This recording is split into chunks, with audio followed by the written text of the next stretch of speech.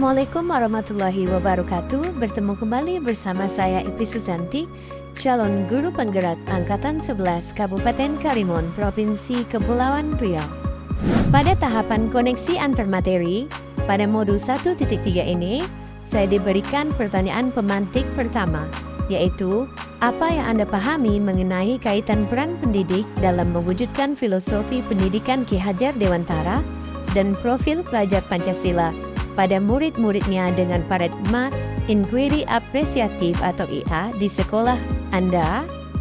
Untuk menjawab pertanyaan pemantik yang pertama, saya membaginya ke dalam 3 aspek. Yang pertama, aspek pendekatan berpusat pada murid. Paradigma IA sejalan dengan filosofi Ki Hajar Dewantara yang berfokus pada murid. Pendidik menggunakan IA untuk mengidentifikasi kekuatan dan minat murid, serta memfasilitasi pengembangan diri mereka secara optimal. Ini membantu menciptakan lingkungan belajar yang mendukung dan memotivasi, di mana murid merasa dihargai dan didukung. Adapun aspek yang kedua yaitu pengembangan karakter. Inquiry apresiatif membantu pendidik untuk menemukan dan menonjolkan nilai-nilai positif yang sudah ada dalam diri murid yang merupakan bagian dari profil pelajar Pancasila. Misalnya, melalui IA, guru dapat mengidentifikasi inisiatif dan kemampuan murid dalam bekerja sama, yang kemudian dapat dikembangkan lebih lanjut melalui proyek-proyek berbasis kelompok. Yang ketiga, aspek pengembangan potensi dan kreativitas. IA mendorong eksplorasi dan pengembangan potensi unik setiap murid yang merupakan esensi dari pendidikan menurut Ki Hajar Dewantara. Ini juga sesuai dengan tujuan profil pelajar Pancasila untuk menciptakan individu yang kreatif dan kritis.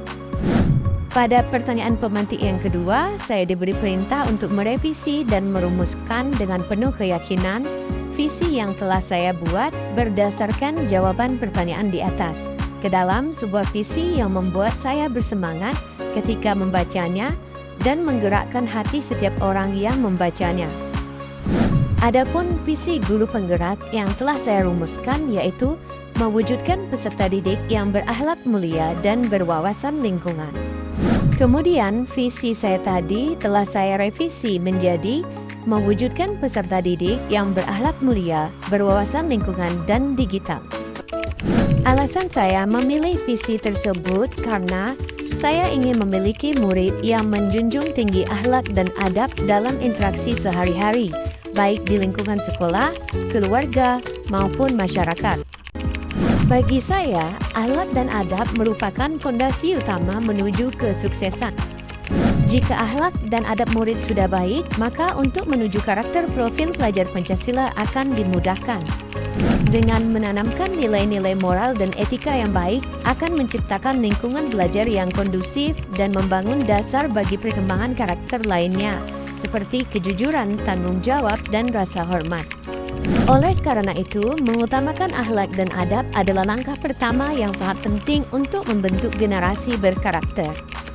Siswa perlu berwawasan lingkungan untuk memahami dan menghargai pentingnya menjaga keseimbangan alam.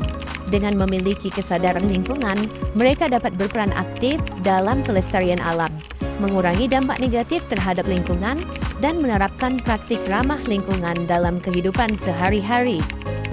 Pendidikan berwawasan lingkungan juga membentuk sikap tanggung jawab terhadap bumi ini, memastikan keberlanjutan sumber daya alam bagi generasi mendatang. Dan menurut saya, murid perlu memiliki wawasan digital dalam kehidupan sehari-hari, baik di lingkungan sekolah maupun masyarakat, agar dapat menggunakan teknologi secara bijak dan efektif serta berkontribusi positif dalam era teknologi saat ini. Sekian rangkaian tahapan koneksi antar materi saya pada modul 1.3.